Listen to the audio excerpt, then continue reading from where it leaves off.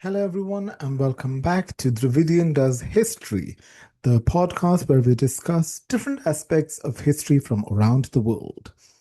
Today, the topic under discussion is Sultan Raziyya, who is one of the most unique monarchs in the entirety of world history, but particularly in the context of Indian history as well. She is, notwithstanding the claims of Victoria of England, the only regnant empress in all of Indian history. Let me clarify what that means. India has a history of several female monarchs within the different kingdoms that have existed within it for the past 4,000 years. For example, we have Rani Lakshmi Bai, we have Rudraamba Devi, we have the several queens of the kingdom of Travancore. But what separates all of them from Sultan Razia is the fact that they are all queens of relatively small kingdoms, which were not the most dominant power in South Asia at any period of time. That applies even to the Kakatiya queen Rudraamba Devi, who was a queen of a substantially large kingdom in the Deccan, but at the same time, up in the north of India, the Delhi Sultanate was the dominant power of South Asia at the time. Not so the case of Sultan Razia. She ruled the largest and most dominant power in all of South Asia as an independent sovereign monarch in her own authority, not as a regent and not as the wife of somebody else, and not while somebody else was incapacitated. She ruled in her own right, in her own power, led armies, and was powerful enough to control this whole vast empire that she controlled and reigned for roughly 4 years. But in those 4 years, she established her reputation as a consummate monarch par excellence. Now, who is Sultan Razia? Before we get into who Sultan Razia was, let's clarify the nomenclature. I keep referring to her as Sultan Razia, but if you talk to the average Indian who knows the character, they might refer to her as Razia Sultana or Razia Sultan. Both of those names are incorrect because her regnal title was Sultan Jalaluddin Razia. She took that title for herself as Sultan, which is the regnal title of all the monarchs of the Delhi Sultanate, all the way from Sultan Iltutmish, who was the first proper independent monarch of the Delhi Sultanate, up until the last one, Ibrahim Lodi, who was defeated by the Emperor Babur and who established the Mughal Empire. So, all the way from 1210 to 1526, when the Delhi Sultanate existed as the dominant political power in most of India for the time, the regnant monarch was called Sultan. The term Sultan was created roughly in the 11th century by the rulers of the area, which is present day Iran, as an independent authority separate from the temporal authority of the caliph or the khalifa, who was the religious authority of all Muslims in the world. So the idea of a sultan was as an independent authority who was still subservient to the religious authority of the Khalifa, but who exercised independent temporal and political authority. And it was brought to India by Muhammad of Ghur or Muhammad Khuri, who established a state in India when he conquered all the way to Bengal, and the northern India became part of the Ghurid Empire. Upon his death, that piece of land that is presently Haryana and western Uttar Pradesh and Delhi was controlled by his slave servant Qutbuddin Aibak, and several other of his slave servants became independent and ruled several other sultanates all over North India and what is present day Afghanistan and Pakistan. And they fought amongst each other to exercise their dominance and their independence. It was only with Sultan Iltutmish, who is technically considered the second Sultan of Delhi, that Delhi became the most prominent of the sultanates. In fact, by the middle of his reign, Delhi had become the most dominant and only sultanate of all of South Asia after the onslaught of the Mongols destroyed all the sultanates west of Delhi. And once Sultan Iltutmish had established himself as the most dominant power in North India, conquering all the way from Gujarat, eastern Afghanistan, all the way to Bengal. He had established the Sultanate of Hindustan, centered on Delhi as a dominant power. And he ruled for about 25 years. And in these years, he established the idea of the Delhi Sultanate as a dominant power, as a unified power, centered on the mighty Sultan. And Sultan Raziyya adopted the title of Sultan in that tradition as an individual monarch. And when you call her Sultan Raziyya, you are calling her Emperor Raziyya. It is not as if you're calling her the Empress, because it is a feminine title. And Razia did not identify with that feminine term because the term Sultan was gender neutral. It could be applied either way. But when we use the term Sultana, the meaning changes entirely. That is a term usually referred or left for princesses or the royal wives of the Sultan. So when we say Razia Sultana, it means Princess Razia. But she was no princess. She was a regnant empress in her own right and with her own individual authority. Iltutmish initially had his son Nasiruddin Mahmud as his heir, and the two campaigned together several times, and it was a successful relationship.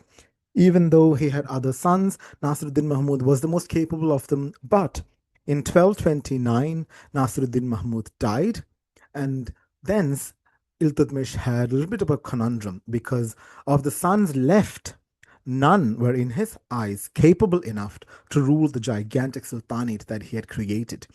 Holding all of these large estates together was a monumental task, especially because the Delhi Sultanate was of recent vintage and it could easily be destroyed by the recalcitrant lords and kings of northern India who always wanted to reassert their dominance and independence. So he needed somebody who had not only foresight and intelligence and power, but somebody who was capable enough to administer all of these regions and hold all of these regions together.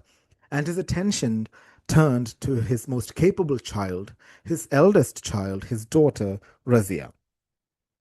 There are several apocryphal stories about this. Apparently, one of the stories perpetrated most probably by Razia's courtiers later in life was that Iltutmish talked to his courtiers and his officers and drew up a will saying that of all his children, Razia was the most capable and she should become sultan after him. Uh, and while his courtiers and the Turkic nobility asked him if that was the right decision, Iltutmish said, "My sons are not capable. Of all my children, Razia is the most capable. So we should leave the kingdom in the most capable hands, which is Razia's, even though she is a woman." And the Turkic nobility agreed upon it and then signed the document, and the succession was confirmed.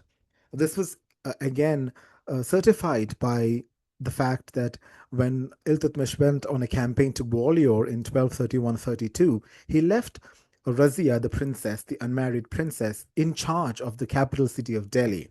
And she administered it quite capably in his absence. And she was present at the court. She took the supplicants. She made decisions. She was the judge. And she ruled capably enough that when he came back, he was mighty pleased. And that's when allegedly he drew up this will where Razia Sultan would become the next sultan.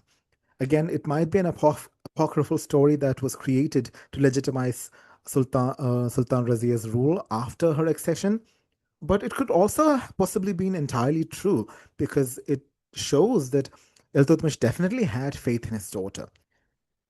But eventually, when Iltutmish became ill and later died, it wasn't Razia who was placed on the throne because the Turkic nobility, who had an immense amount of power, wanted a man on the throne. So they placed Sultan Iltutmish's younger son, who was Ruknuddin Firoz, on the throne of Delhi, bypassing the Sultan's wish of Razia. Even if the Sultan did not wish Razia to be the emperor, they still chose the male heir rather than the female heir. And Ruknuddin Firoz ascended the throne as the Sultan. Now, Ruknuddin Firoz was not a great king. He did go on a few campaigns, apparently, but he eventually gave himself over to his sensual pleasures, and he was very capricious, and he was incapable of controlling his own senses, let alone the kingdom that he had been entrusted. And he soon gave in to drinking and debauchery. There are apocryphal tales once again of him carousing around the streets of Delhi atop his mighty elephant and throwing coins into the midst of the people while they dived and ducked to grab these coins. And if you've watched the movie about Razia Sultan starring Hema Malini, there is a scene where Ruknuddin Firoz goes out atop his elephant and barges into a household when he sees a young lady taking a bath. He destroys the wall and captures her with his elephant and brings her to his court to be molested. So there are several apocryphal tales like that which decry his base needs and his very poor performance as an emperor. Adding to the problem was the fact that Ruknuddin Feroz was only semi legitimate, in that he wasn't born out of the primary wife of Sultan Iltutmish. Like most monarchs in the world, Sultan Iltutmish had several wives and even more concubines.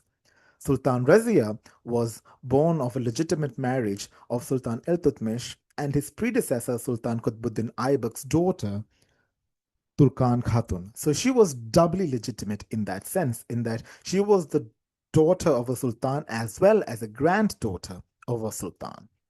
But Ruknuddin Firoz was only the son of a concubine called Shah Turkan. And once he became the emperor, Shah Turkan decided it was time to take vengeance on everybody that she thought she needed to put in their places. And her reign of tyranny and terror was so abjectly horrible that everybody turned against her and her son. The nail in the coffin of Ruknuddin Firoz's reign, apart from his own debauchery and his poor performance as an emperor, was Shah Turkan's high handedness. And she is allegedly capable of even murder and even blinding some of the sons of Sultan Iltutmish, which drove the people of Delhi quite mad at her. Understanding the complexity of the situations and the political opportunism that was presented to her, of course, somebody as astute as Razia could not let it go. She was her father's daughter, so she used her brains to turn the situation to her advantage. What she did was quite clever. She went to the Friday prayers at the mosque where most of the nobility of Delhi had gathered for their weekly prayers at the great mosque that had been constructed by Qutbuddin Aibak called Kubat ul Islam, where, of course, Sultan Iltutmish later completed the Qutub Minar, which is one of the most magnificent and towering figures of all of Indian architecture, particularly in that period when nothing else in Delhi towered like that. So the Qutub Minar would have towered over everything, standing like a giant admonishing finger telling the people, bow down and obey the sultans. So beneath it was the Kubatul Islam Mosque. And in that congregational space, all of the nobility and great patrons and peoples of the city of Delhi were gathered.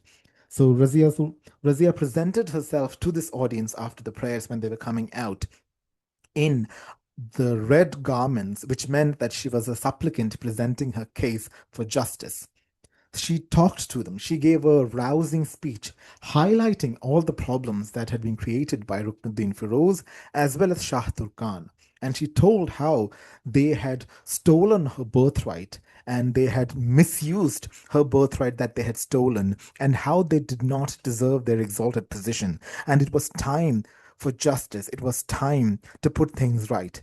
And the people of Delhi, particularly the commanders and nobility who were present, were greatly aroused by her presentation and her powerful words. And she swayed them and moved them enough that a riot broke out.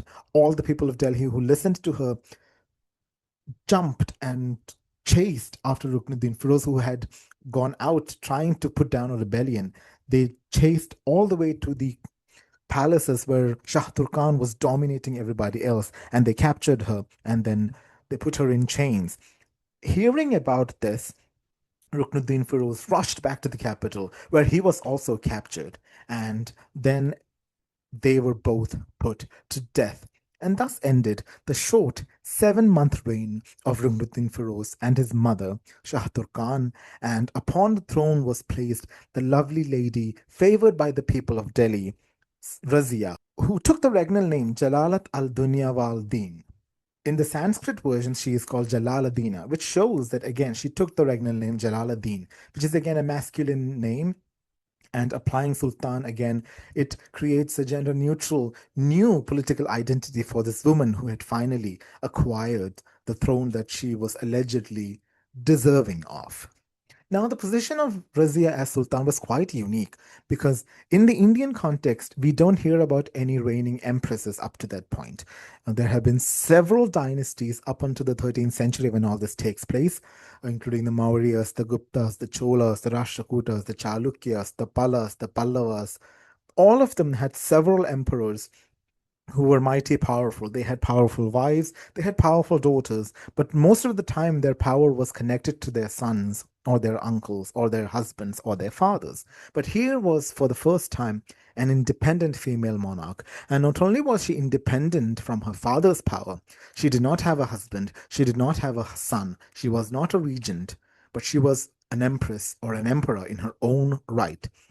This harkens back to earlier Turkic and Central Asian ideas of egalitarian powers, because in the Iranian tradition, there had been a few examples of regnant queens who acted as kings. And of course, when we look back at ancient Egypt, for example, we have the examples of Sobek Neferu, and Hatshepsut, and Neferuat and Nefertiti, and later Cleopatra, several queens who reigned in their own right and as independent rulers. So it was not quite unusual in that Islamic sphere.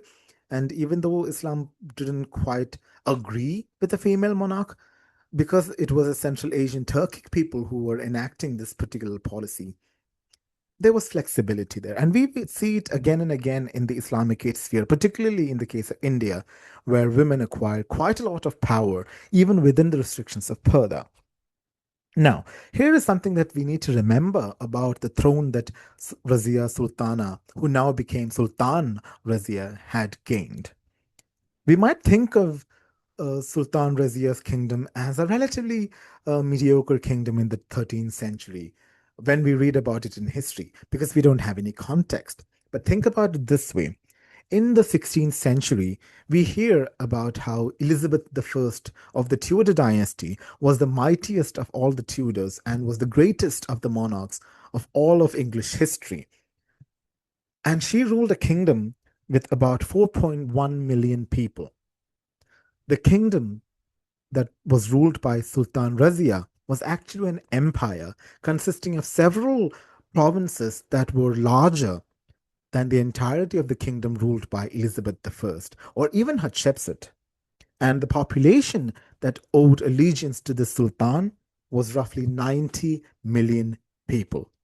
That's several orders of magnitude more than what anything that Catherine the Great or Hatshepsut or even Elizabeth I or II ruled.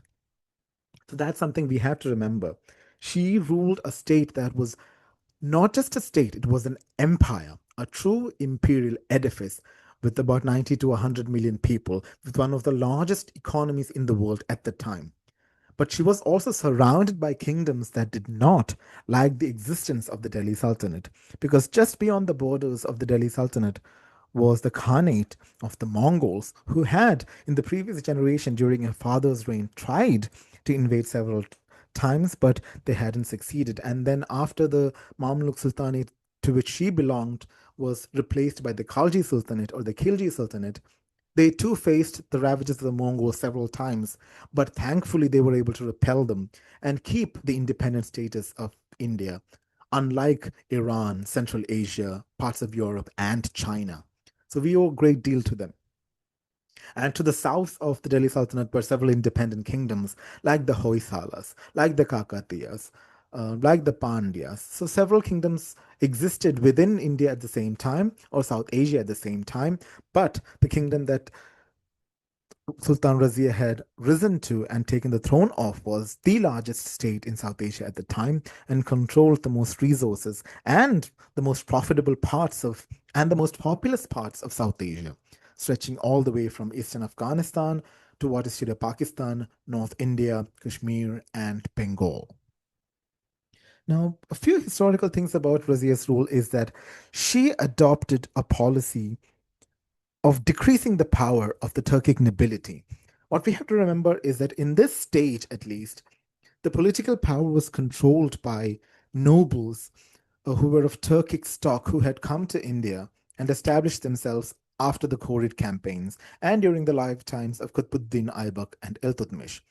These Turkic nobles, who were called the Chihalgani, were in number from 25 to roughly 40 and controlled most of the resources and provinces within the kingdom, and they owed their status and power to the Sultan. But they were also extraordinarily powerful themselves because the Delhi Sultanate was not a centralized state like the Mughal Empire would be later. This was still a medieval state from the pre modern era where the subordinates still controlled a lot of resources, and the armies were not standing armies but were conscript armies that were sent to the imperial needs as required from the provincial levies that were required to be submitted by these provincial nobles. And taxation was once again controlled by provincial nobles who collected everything and then sent it off to the center.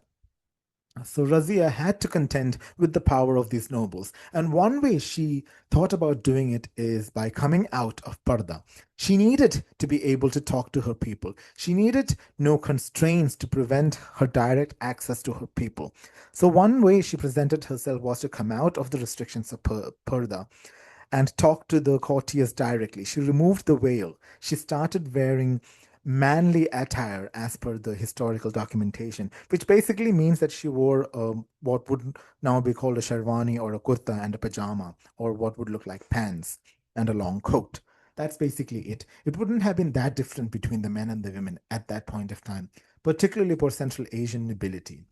And the significant difference would be that she no longer had a veil covering her face when she was talking to her courtiers, or when she was out riding the elephant over the city, or out into the battlefield when she was facing armies.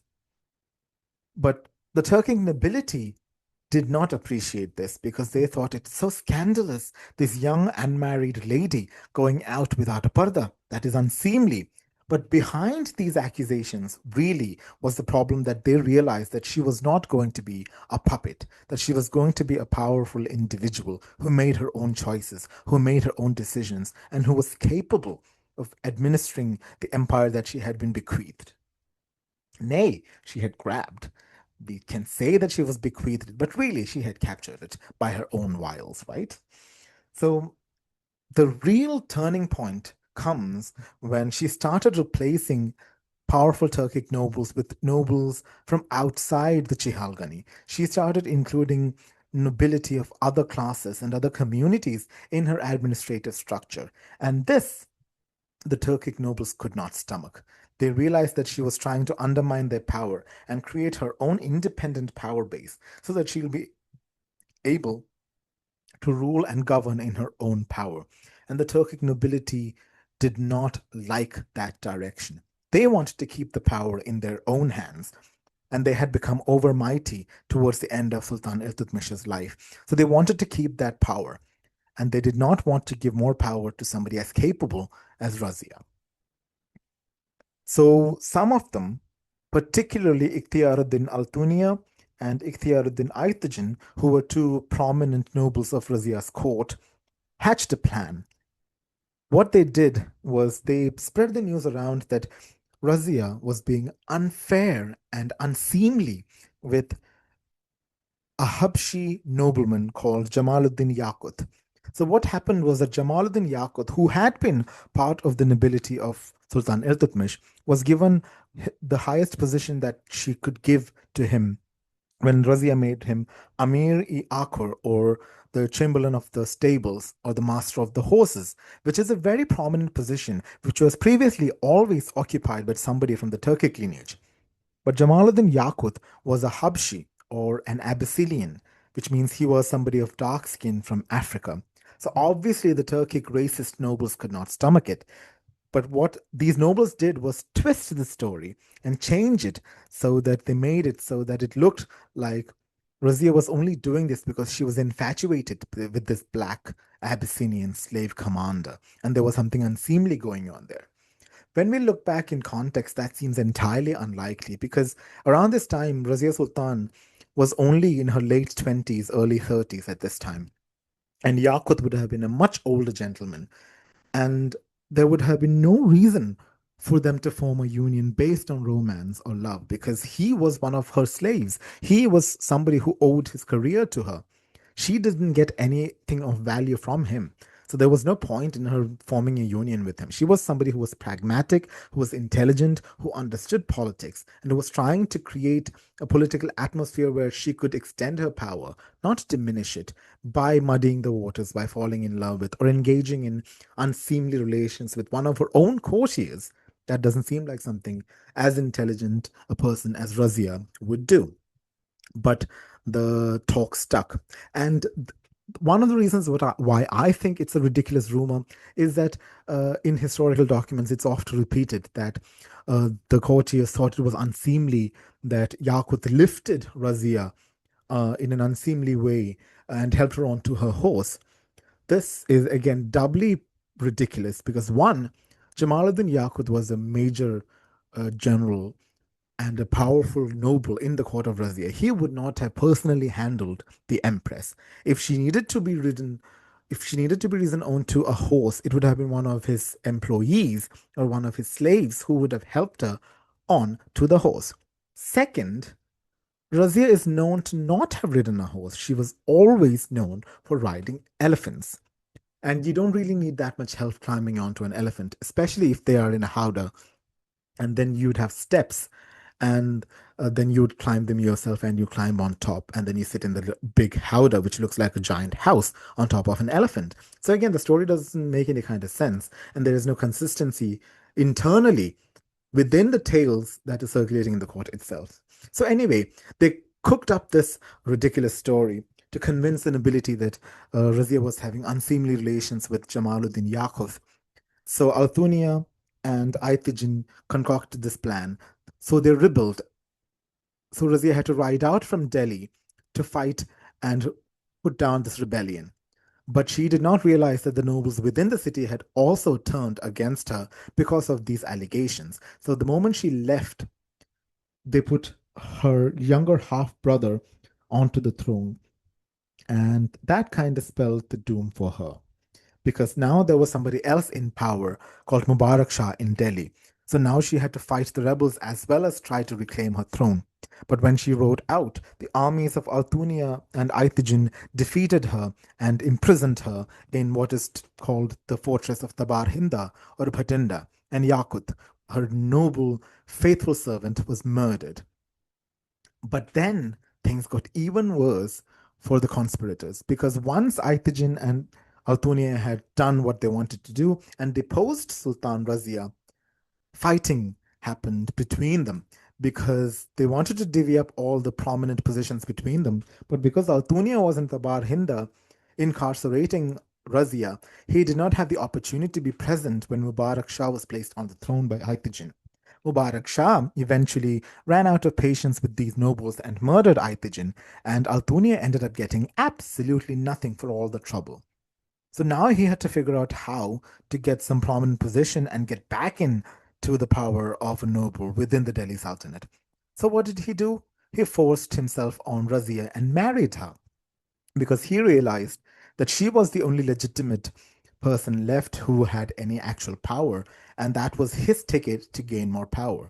And Sultan Razia, obviously being an intelligent person, also realized that she had no other recourse. She had to join with Altunia and somehow gain her throne. She could maybe get rid of him after she got her throne and secured herself again. Then maybe she can get rid of all her nobles, but she had to get her throne first. So after her marriage in 1240, Altunia and Razia, the Sultan, tried to take back her throne from her stepbrother Mubarak Shah, but they were defeated. And desperate and running away from the imperial army, eventually Altunia and Razia were both captured by some Hindus who were in that neighborhood, and they were both murdered. And Razia was martyred in 1240 after roughly 3 years and a few months of rule. And she died away from her throne, away from her capital, away from the people that she loved and who loved her. And yeah, that was really sad. Given an opportunity, it is not a question at all that Sultan Razia would have been one of the best emperors in Indian history. Even in the few years that she did reign, she created in herself an identity of a just ruler. Even the most hateful historians of the period of the Delhi Sultanate, who have nothing nice to say about most of the sultans, always give Sultan Razia the credit of being the best of the children of Sultan Iltutmish and the most capable of all of his children and the most capable of all the sultans between Sultan Iltutmish and Sultan Balban in the 1280s. But because she was a woman, that was not enough. No qualities in the world, be it good governance, good policies, military power, a great performance as a ruler, being just, being caring, being loving, great architecture, whatever, none of this would have mattered because she did not have a piece of meat hanging between her legs. That apparently is the most important quality to be a ruler. But that's the story of Sultan Razia, one of the most unique characters, not only in Indian history, but also world history. After Razia, there were no other female monarchs in any of the great empires of India, not in the Delhi Sultanate, not in Vijayanagara, not in the Mughal Empire. Although the ladies of the Mughal Empire did acquire substantial power as mothers and sisters and wives of the Mughal emperors, but nobody was ever an independent emperor in their own right, like Sultan Razia. Hopefully, the story of Sultan Razia has been interesting to you and you have gained some information that you did not know before. Today, the tomb of Sultan Razia is in Old Delhi, near the precincts of the Jama Masjid. It is a dilapidated and a sorry place. It's a tiny little, almost a cubicle of a place, surrounded by shabby, disgusting houses with between narrow streets. I have been there personally myself in sort of pilgrimage last year, and it's quite a peaceful place once you get in, but it is hard to find and not quite tended to. Back in the day before modern India and all that happened, apparently it was a place of pilgrimage. There is still a small mosque like structure next to it, but it's definitely not enough for what a unique and extraordinary character that was Sultan Razia. Hopefully, you have enjoyed this episode. I'll try and continue to do more episodes like this where they are one off and talk about interesting characters and periods and events and episodes from world history. And I'll see you next time. Until then, this is Arjun for Dravidian Does History. Bye, everybody.